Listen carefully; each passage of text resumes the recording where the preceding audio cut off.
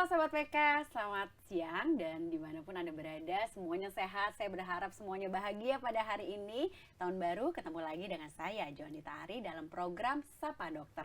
Dan hari ini saya kedatangan tamu yang cantik banget, mukanya mulus banget, sumpah bikin diri. Nah, kenalan aja langsung ya dengan Dokter Citra Anggraini M.Biomed dari MS Glow Estetik Klinik Bintaro. Bintaro. Selamat siang dokter. Selamat siang, Bu Apa kabar Ari. dok? Alhamdulillah baik. Tahun baru pasti banyak yang kepengen apa-apanya baru, gitu ya dok ya. Nah, apalagi kalau perempuan. Nah, ketika seorang perempuan tuh pengen wajahnya tuh kayak glowing, smearing splendid gitu ya, pokoknya yang terbaik lah kayak dokter punya ini dong. Baru Gitu. juga.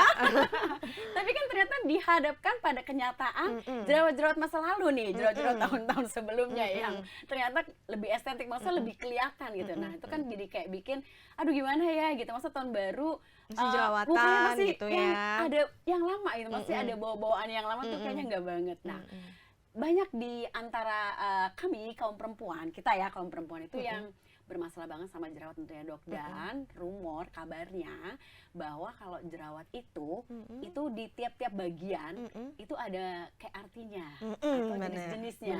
Benar. Bisa nggak sih dok kita tuh dikasih kayak apa ya, explain terus penerangan gitu ya di tahun ini biar makin terang gitu ya. Tentang jerawat gimana dokter, silakan. Oke, sebenarnya yang beredar ini kan memang ada yang mengatakan jerawat di dahi karena ini, di pipi karena Di ini, hidung di hidung karena sampai ini. ke punggung-punggung ya kadang-kadang ya dok ya. Sampai ke punggung-punggung. Tapi balik lagi kita harus tahu sendiri bahwa penyebab jerawat itu karena adanya sumbatan pada pori-pori. Baik. Ya, yang Itu yang disebabkan paling utama ya berarti ya? paling utama. Penyebab dari sumbatan pori itu karena ada penumpukan sel kulit mati serta adanya produksi kelenjar minyak berlebih. Nah, hal ini juga diperparah oleh pertumbuhan dari bakteri P. acnes. Jadi untuk penelitian yang menyebabkan jerawat di area-area tertentu itu sampai saat ini masih skala kecil ya. Jadi masih dalam penelitian. Kalau misalkan jadi berkembang terus ya ilmunya. Iya, ilmunya berkembang terus. Terus kalau misalkan jerawat di dahi biasanya kalau cewek-cewek mungkin ada poni sehingga kelenjar minyaknya lebih banyak. Balik lagi ke penyebabnya ke situ. Rata-rata itu penyebabnya. Rata-rata itu sama, biasanya kita suka ada kebiasaan ngecat rambut.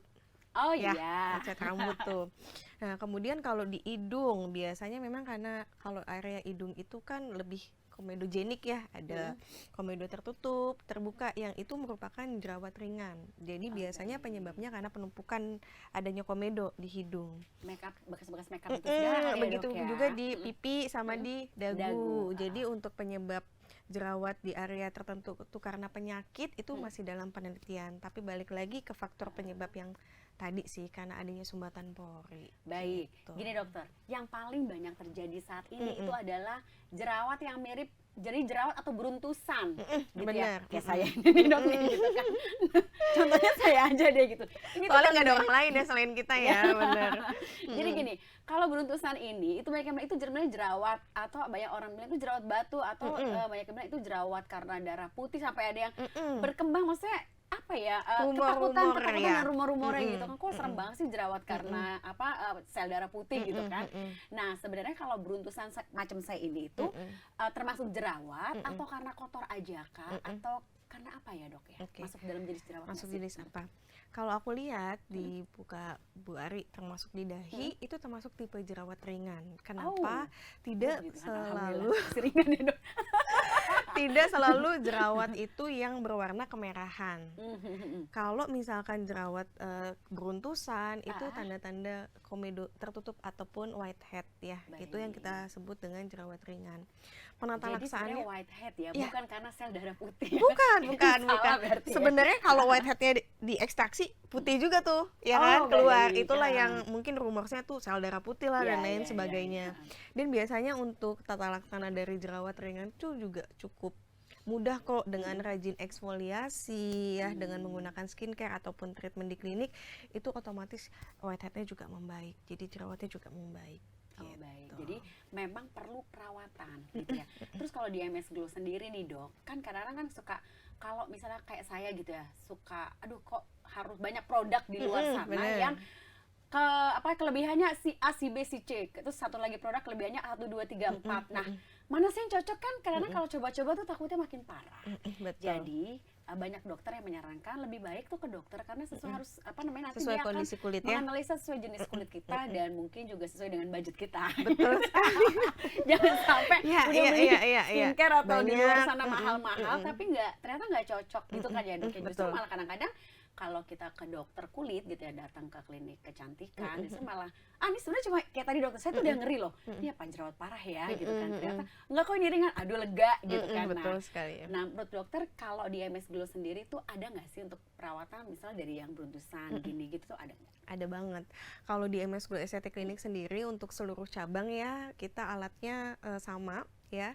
Ada alat untuk mikrodermabrasi, jadi itu adalah facial premium, kita namanya Silk Peel.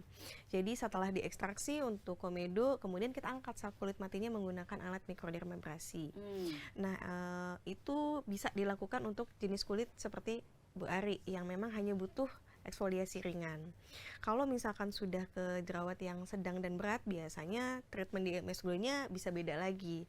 Bisa dengan menggunakan IPL ataupun bisa dengan chemical peeling seperti itu. Terus memang ada beberapa ada beberapa skincare yang ingredients-nya itu harus untuk kulit yang berjerawat. Contoh facial wash aja kita kan wajib ya 2 kali sehari minimal. Untuk kulit berjerawat itu usahakan yang mengandung kandungan benzoyl peroxide. Terus itu semua tipe jerawat gitu ya. Maksudnya dari yang ringan sampai yang parah gitu ya. Benzoyl peroxide karena dia bisa untuk antibakteri ya, untuk membunuh bakteri P. acnes. Terus kalau skincare yang rata-rata dijual di MS Glow itu ada yang mengandung salicylic acid untuk jerawat ya. Jadi bisa untuk mengangkat sel kulit mati sehingga tidak terjadi sumbatan pada pori-pori. Banyak juga yang mengandung niacinamide itu banyak banget ya di luaran. Itu di MS Glow juga ada. Jadi fungsinya memang untuk jerawat untuk yang bekas kehitaman ya, karena fleknya ya dok. Karena kan ada bekas jerawat yang hitam ya, yang kemerahan. Nah, biasanya niacinamide berperan di situ karena dia berfungsi untuk menekan pigmen melanin. Terus ada juga retinol. Pernah dengar nggak Bu Ari? Nah, itu yang lagi banyak juga nih dok. Karena kan suka harus sering-sering pakai retinol di malam dipakai retinol lah di malam hari supaya lebih glowing dan jerawatnya bisa memudar gitu kan. Tapi kan retinol itu setahu saya itu kan nggak bisa dipakai sembarangan kan ya dok ya. Nah, jadi menurut dokter gimana nih? Di MS Glow juga kita baru launching belum lama ini, namanya Royal Ultimate Retinol, di mana retinol sendiri yang kita gunakan itu dalam bentuk chemical, jadi diaplikasikan ke kulit dan memang ada pengelupasan Bu Ari. Kurang lebih 1-5 hari setelah tindakan mungkin ada pengelupasan tipis. Dan betul penggunaannya nggak bisa sembarangan untuk retinol sendiri. Tergantung jenis kulitnya atau memang ada standar khusus kalau pemakaian retinol untuk kulit yang berjerawat itu harus misalnya dalam 1 minggu 2-3 kali atau gimana? Iya betul, kalau untuk kulit yang berjerawat biasanya kita nggak langsung pemakaian tiap hari.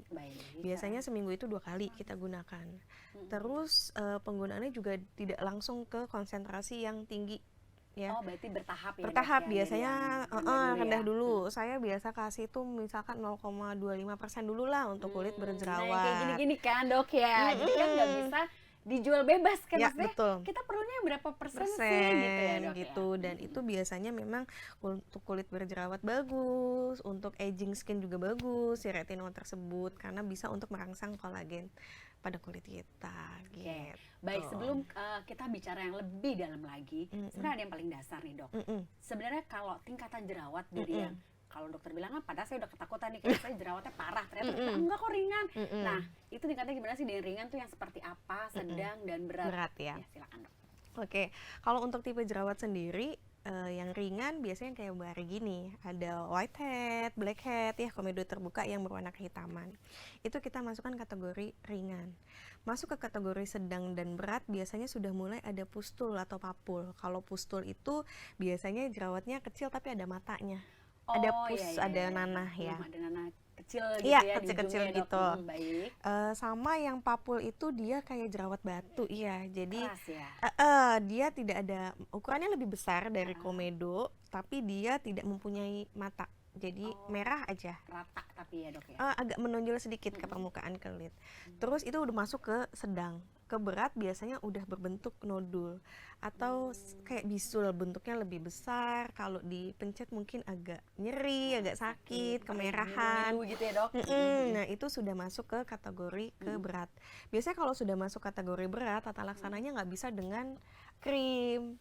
Biasanya kita combine juga dengan antibiotik yang diminum oral. Oh gitu. Tapi kalau untuk antibiotik ini kan untuk kasus Keberat. tadi jerawatnya yang berat ya, dan itu Keberat. emang harus dari dalam juga ya, Iya. di-push dari dalam juga Iya, gitu ya iya, dokter ya. gitu. Baik. Nah sekarang kalau tips apa namanya mengatasi jerawat nih dok di tiap-tiap bagian itu sebenarnya ada nggak sih dok? Mengatasi jerawat ke tiap-tiap bagian. Misalnya kayak di dahi, karena kan menurut dokter kan tadi kalau dari penjelasan dokter mungkin bisa jadi karena poninya Ya. atau kena sampo. Kan kadang-kadang di dahi kayak saya ini lebih banyak daripada di Dagu. dagu dan di pipi gitu loh dokter. Kalau untuk tips mengatasi keluhan jerawat, kita balik lagi banyak faktor yang mempengaruhi ya. Kita nggak bisa menghindari ada faktor hormonal juga. Baik. Ya, faktor Kayak mau hormonal kayak menjelang kita mens menjelang gitu ya. mens gitu. Nah, biasanya faktor hormonal itu akan dipengaruhi sama pola hidup kita. Jadi contoh misalkan kita suka makan manis. Oh, Ya, kadang lagi gula ya dok. Iya, kan kalau cewek misalkan lagi dapet nih, terus kita pengen makan, kayaknya enak deh makan Iya. coklat, ya kan? bener-bener. Nah, itu tuh bisa menyebabkan hormon androgen atau hormon kita tuh jadi meningkat. Dan itu menyebabkan kelenjar minyaknya makin aktif. Jadi memicu timbulnya jerawat akhirnya. Iya, akhirnya memicu timbulnya jerawat. Jadi pencegahannya yang pertama itu kurangin dulu tuh kebiasaan buruk kita. Kayak poni mungkin tutup, jadi poninya mungkin dipangkas. Atau dilipet ke atas Iya, gitu ya. atau kebiasaan makan manisnya mulai dikurangi karena jerawat juga dipengaruhi oleh faktor hormonal. Sama make up, biasanya kan cewek-cewek Pasti make up sekarang pasti kan? make up, menutupi dosa-dosa pada wajah. Sebenarnya kalau kulit berjerawat kayak Bu Ari gini, ada ringan, cukup menggunakan bedak tabur menurut saya. Karena kalau bedak tabur itu tidak bersifat komedogenik, tidak menimbulkan komedo-komedo Itu yang paling berlebih, ringan ya. yang paling ringan. Jadi cara mengatasinya yang pertama perawatan di klinik, menggunakan skincare yang tepat dan gunakan pola hidup yang baik Baik. untuk semua tipe jenis jerawat. Oke, baik dok gini, aku tuh pengen tahu nih, ketika saya misalnya nanti nih ke tempat dokter gitu ya, ke MS Ditunggu Glow. banget loh. Oh pasti, nanti saya bawa rombongan. Iya, bawa rombongan. Saya nanti misalnya datang ke MS Glow klinik di Bintaro gitu ya, terus ketemu dokter. Kemudian saya konsultasikan dok, nah sebenarnya tahap-tahapan apa sih nanti yang akan MS Glow berikan ke kami para konsumennya ketika kami datang dengan masalah kami yang kayak gini nih, yang kepengennya mukanya tuh cakep, glowing gitu ya, kayak porcelain, tapi kan ya kenyataannya ya kayak gini gitu kan dok. Tapi kan dokter bisa dong mewujudkan itu semua gitu. Bisa. Asal ada kemauan pasti bisa. Gimana dok? Kira-kira nanti kita datang langsung gimana? Silakan dokter. Oke, tahapannya ya. Biasanya kalau di MS Glow sendiri kita punya mesin skin analyze. Oh baik, jadi kita dianalisa dulu ya. Iya, kita Jenis kulitnya kan?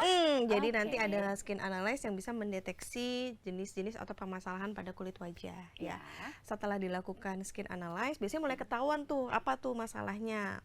Komedo kah, pori-pori kah, atau wrinkle kah. Nah, dari situ biasanya saya akan menyarankan paling enggak untuk facial terlebih dahulu, untuk pembersihan wajah. Jangan takut bahwa facial di MS Glow itu sudah ditangani oleh para tenaga kesehatan ya. Oh, baik. Jadi perawat di sana, bidan, jadi bukan beautician. Oh baik. Seperti itu. Terus setelah mungkin Jadi semuanya dokter ya dok ya? tenaga kesehatan gitu. Di Bintaro sendiri dokternya juga ada 2. Jadi misalkan kalau Bu Ari nggak ketemu saya, nanti ada dibantu rekan saya, dokter Raini. Setelah untuk facial, masuk ke tahap eksfoliasi. Nah, eksfoliasi bisa dengan menggunakan 2. Yang tadi saya bilang silk peel atau ke retinol peel dengan cairan atau chemical. Kalau Bu Ari misalkan ada acara, mau make up, biasanya kita menyarankan untuk menggunakan alat tuh eksfoliasinya, bukan dengan menggunakan cairan. retinol, Karena nanti kan akan ada pengelupasan tipis-tipis.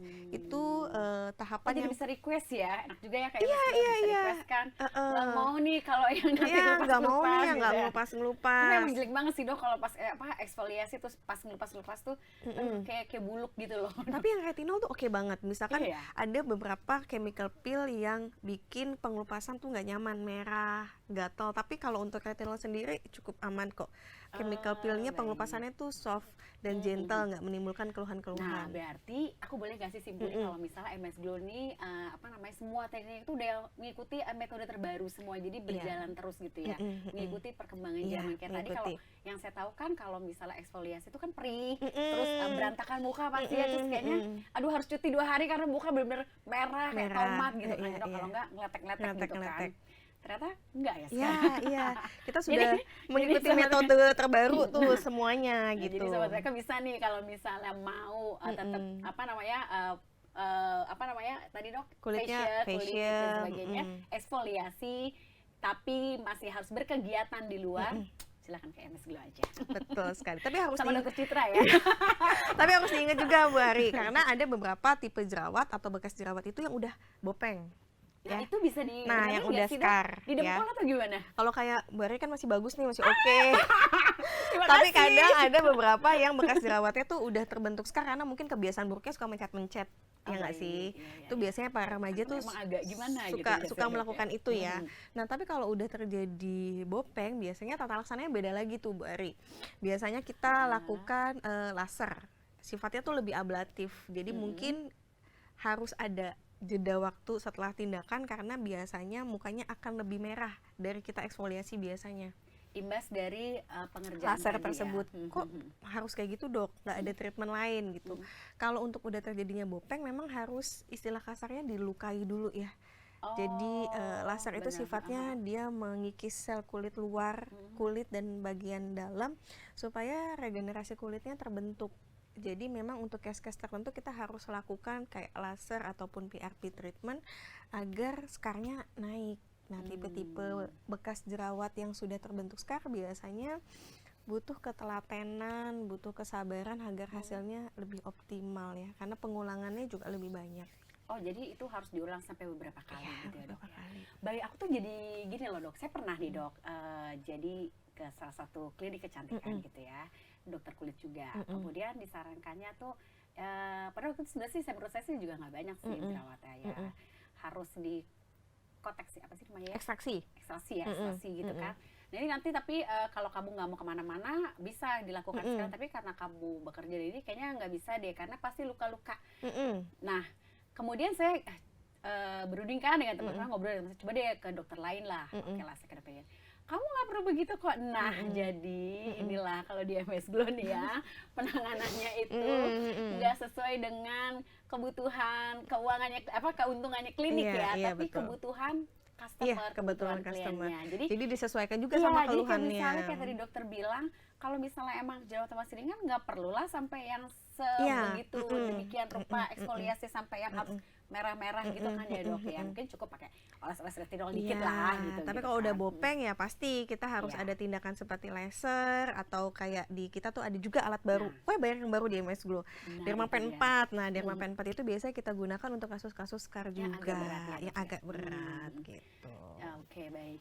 Jadi memang kan kalau di luar sana ya, Dok, rumor itu klinik kecantikan itu pasti nanti sebenarnya muka kamu nggak apa-apa, tapi harus digini-giniin, jadi akhirnya mahal dan lebih lebih sakit dan sebagainya. Tapi ternyata kalau di MS Glow Clinic Bintaro nggak kayak gitu. Sesuai dengan permasalahan kebutuhan jenis kita kulit. masing-masing. Gitu ya, dokter ya, dokter Betul, Citra Mbak nih. Ari. Keren banget loh edukasinya. Jadi Makanya makin ditunggu loh Mbak keren. Ari Oh, ke udah pasti. klinik sambil jualan. Baik, dokter, kemudian gini, ada nggak sih solusi, tadi kan ada yang untuk jerawat yang bandel banget gitu ya, tapi kalau menurut dokter, kira-kira skincare, kita bicara skincare, ketika kita datang ke MS Glow Clinic tadi kan ada perawatan yang dengan dokter yang menangani ya, kemudian pasti ada skincare yang harus kita pakai setiap harinya. Kalau kita datang ke sana, apakah itu sudah termasuk skincare-nya, ataukah kita harus beli skincare lagi di luar atau gimana? Oke, biasanya kalau untuk perawatan di MS Glow, saya menyarankan memang produknya pakai MS Glow juga. Kenapa kayak gitu? Dia inline ya? Ya, misal setelah perawatan Bari sudah diedukasi nggak boleh pakai ini selama berapa hari gitu. Tapi mungkin satu dan lain hal lupa tiba-tiba pakai skincare. Biasanya ada efek samping yang kita nggak inginkan. Okay. Contoh mungkin bisa jadi iritasi atau lain sebagainya. Dan kita susah mengevaluasi kira-kira skincare apa nih yang bisa menyebabkan keluhan tersebut. Tapi kalau misalkan pakai MS Glow juga, kita bisa tahu kayaknya ini yang bisa menyebabkan tepat keluhan, ya. jadi jangan dipakai atau ini mesti dipakai gitu. Jadi satu lain sih menurut saya, jadi menggunakan skincare MS Glow dan juga perawatan di MS Glow. Tapi MS Glow itu sendiri sebenarnya memang dia ada 2 krim. Baik. Jadi memang ada yang butuh pengobatan, ya pasti kita menggunakan resep dokter, etiket biru. Ada juga krim yang sudah ber-BPOM dan bisa Mbak pakai jangka panjang. Biasanya itu bisa juga kita temukan di di marketplace ya, Shopee, Tokopedia ataupun di reseller dan distributor. Nah, itu juga bisa mengatasi keluhan yang sifatnya ringan karena sudah ber-BPOM dan bisa dipakai jangka panjang. Dan gitu. itu bisa beli di marketplace juga, jadi nggak harus ke MS Glow gitu. Kalau Kan, untuk yang ringan, tapi kalau untuk yang berat ya. saya rasa sih konsultasi aja. Gratis kok konsultasi di MS Glow. Tuh kan, jadi ya, kalau di klinik MS Glow Bintaro, jadi Sobat WK tuh kalau bisa datang ke sana nih, nggak harus kok kalau misalnya kayak cuma ringan-ringan aja, nggak harus dari MS Glow juga untuk skincare-nya, tapi dokter juga menyarankan ini bisa dibeli bebas kok. Nah, jadi bener kan yang selama ini rumor-rumor yang beredar kan nggak bener, Mahal gitu ya. mahal, terus harus pakai produk yang di tempat klinik, nggak juga ternyata ya dok ya. Ternyata dokter bilang kalau misalnya memang mukanya nggak apa-apa ya nggak usah dipapain, ya udah pakai skincare biasa aja gitu. Betul. Nah, cuman dok, ini banyak kejadian, lagi banyak kasus jerawat dan skincare juga perawatan yang kita pilih salah, gitu ya. Apakah itu bisa menyebabkan jerawat makin parah atau justru malah ketika kita pakai skincare yang kayak coba-coba tadi bikin jerawat dan semakin bikin muka tuh jadi lebih buruk? Menurut dokter gimana? Sebenarnya ada benernya. Kadang apalagi zaman sekarang tuh suka banget coba-coba ya. Iya. Pakai skincare ini, pakai Itu skincare tadi ini. karena nggak konsultasi dokter dulu kan ya dok? Iya, ya? dan juga tanpa tahu ingredientsnya tuh bener nggak, cocok nggak buat jerawat gitu. Kadang influencer bilang ini bagus loh, mereka coba influencer ini bagus, ini terus coba gitu. Nah, harus tahu dulu kandungannya bagus nggak buat jerawat. Begitupun make up, sifatnya komedogenik nggak, bisa bikin tambah banyak nggak komedonya, itu kita harus tahu banget. Yang ingredients yang tadi sudah saya sebutkan, asam salisilik, niacinamide, retinol, itu bagus tuh dipakai buat kulit berjerawat. Terus kalau misalkan perawatan bisa menyebabkan jerawat, aku bisa bilang kadang iya. Oh, baik. Soalnya beberapa kali keluhan dari pasien juga, saya datang ke treatment ini, saya ditawarinnya ini tapi malah bikin jerawatan. Ya, jadi kadang kan salah memilih jenis perawatan. kadang kita tidak bisa menutup mata juga bahwa beberapa klinik mungkin overselling, ya jadinya nggak sesuai dengan keluhan. Biasanya kalau yang menyebabkan jerawat itu treatment-treatment yang sifatnya memberikan nutrisi ke kulit, tapi ingredientsnya itu tidak untuk jerawat. Contoh aja misalkan skin booster tuh pada kulit yang berjerawat aku tidak menyarankan banget, karena skin booster sendiri ada yang bersifat HA. Ada lagi musim ya skin booster ya. Iya. Ada beberapa jenis skin booster yang memang bisa menyebabkan jerawat karena HA only isinya atau hyaluronic acid. Nah, itu biasanya kalau memang mau dilakukan, baiknya jerawatnya diredakan dulu atau tidak dilakukan pada kulit yang berjerawat karena bisa mengimbus ya atau membuat jerawatnya lebih parah gitu. Baik, jadi semakin terang, semakin jelas ya Sobat PK. Kalau misalnya kita tuh salah pilih perawatan juga kemungkinan besar bisa menimbulkan jerawat. Bisa memperparah juga. Apalagi kalau udah ada jerawat bisa memperparah juga. Nah, untuk coba-coba tadi skincare tadi itu juga kayaknya agak bahaya ya dok ya, apalagi karena jenis kulit orang itu kan beda-beda. Nah, memang better atau lebih baik datang ke klinik MS Glow untuk konsultasi dengan dokter-dokter di sana. Di sini juga ada dokter Citra yang juga menangani Anda dengan sangat baik. Nanti diajak ngobrol dulu ya, dicek dulu jenis kulitnya, jangan takut sesuai untuk dengan kebutuhan kita. Nah, konsulnya gratis loh. Nanti dokter Citra akan melanjutkan dengan saran-saran untuk perawatan yang kita butuhkan. Ingat ya, yang kita butuhkan, bukannya lagi musimnya dok ya. Bukan yang lagi hits.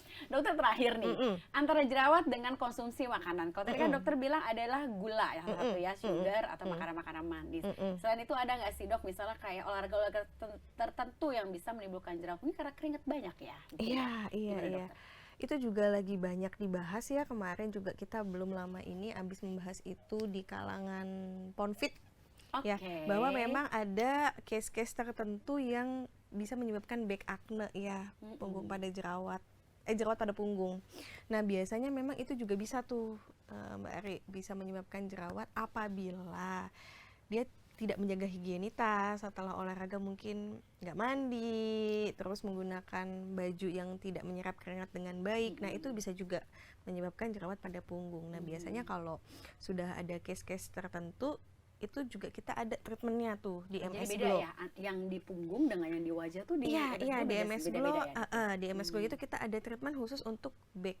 Jadi untuk jerawat pada punggung tuh kita ada juga treatmentnya. Jadi buat teman-teman yang mungkin ada keluhan jerawat punggung, balik lagi silakan datang ke MS Glow. Emang nggak kelihatan sih dok, tapi kan ganggu juga ya. Ganggu banget. Kadang bisa gatel ya Iya, keluhannya betul. gitu. Baik. Nah, saran dokter apa? Kalau misalnya kita habis olahraga nih dengan yang keringat, contoh kan misalnya kayak kan saya ikut pilates ya, itu kan suka, Tuh pantesan badannya bagus. Oh. Badannya udah ibu-ibu beranak ya. Aduh, Mari. Iya dong. Iya kan? Nah, sarannya dokter apa? Kayak misalnya ikut pound fit lah. Pound fit itu kan juga lebih karena di area terbuka. Kalau saya kan di Indoor ya? indoor kan. Kalau yang pound fit kan di outdoor. Nah, itu pernah saya juga ikut pound fit tuh benar-benar keringatan banget. Saran dokter apa sih supaya tidak langsung cepat-cepat nimbulin jerawat? Ya, kalau saran aku untuk selain tadi menjaga Kan kalau mandi langsung nggak mungkin ya dok Iya, ya. kan lagi keringetan ya. Iya. Saran aku jaga higienitas, terus tadi pakai bajunya, terus kita harus pintar memilih sabun mandi.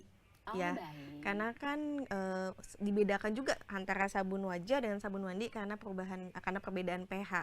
Untuk bagian punggung itu usahakan yang mengandung sulfur ya. Jadi pada saat belerang ya dok. ya kita selesaikan dulu keringat, baru mandi, dan gunakan sabunnya itu yang mengandung sulfur. Jadi kita bisa untuk meredakan jerawat pada punggung juga gitu. Baik. Nah, tadi Sobat WK sudah ada solusi dari Dokter Citra. Jadi kalau kita selesai olahraga, kita tuh harus segera membersihkan diri, terutama itu dan gunakan pakaian yang menyerap keringat ya. Mungkin bahan-bahannya katun atau dan sebagainya gitu ya. Baik dokter, terima kasih. Makasih, untuk ngobrol-ngobrolnya hari ini. Seru banget ngobrolnya. Tapi sebelum ditutup boleh dok silakan untuk saran ke kita semuanya. Menurut dokter itu mesti apa sih supaya nggak timbul jerawat, atau kalau misalnya ada jerawat ya udah silakan bagaimana dokter harus kita mesti apa tips-tipsnya lah gitu. Silakan dokter. Tipsnya dari aku sebagai praktisi kesehatan untuk teman-teman semua, gunakanlah skincare yang tepat pada kulit agar tidak menimbulkan jerawat.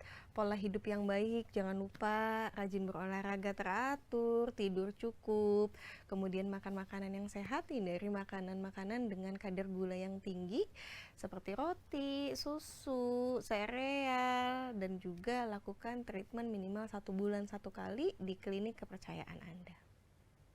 Terima kasih Dokter Citra. Terima kasih Sobat Ari. WK, dan kita ketemu lagi dalam Sapa Dokter edisi selanjutnya dengan dokter-dokter lainnya nantikan ya. Terima kasih dan sehat semuanya. Terima kasih Dokter Terima Citra. kasih. Jangan lupa subscribe ya.